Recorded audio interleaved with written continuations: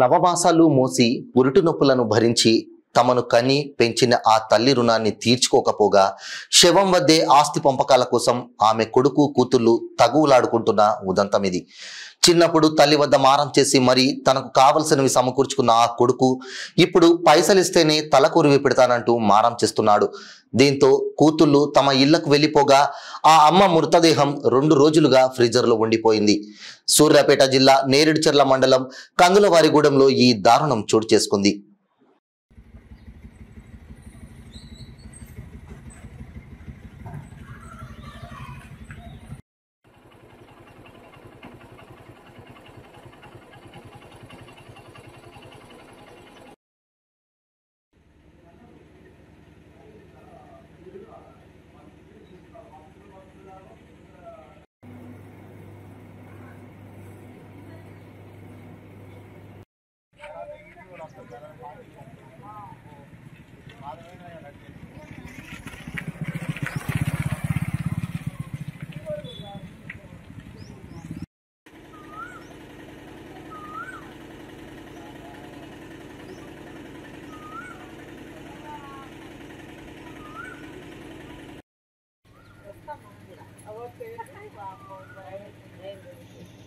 అన్నదే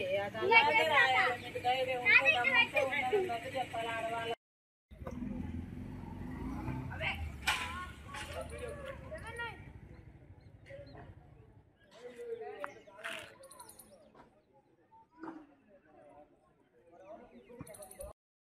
కాదమ్మ మిమ్మల్ని ఏంది కొడుకులు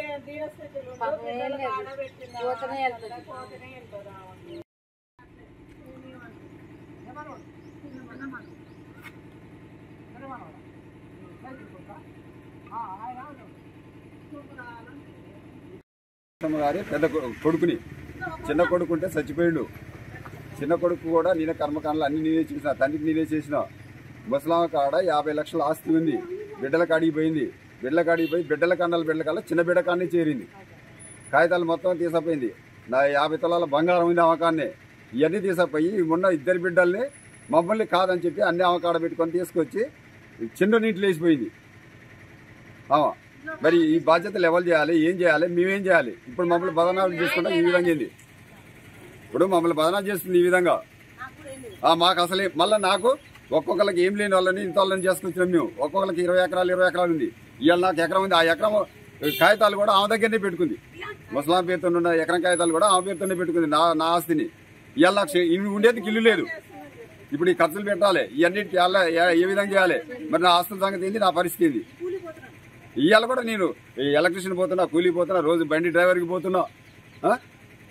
నీకున్ననాడు కోట్లు ఉన్ననాడు కూడా ఇచ్చిన, అందరికి మంచి ఇచ్చిన. వానికి ప్రతి దానికి కష్టం వచ్చినప్పుడు నేనే పోయినా. ఈ మొత్తం ఈగల్సింది కూడా తెలుసు నా జీవితం. కరుణాకర్కు తెలుసు, విలేకరికి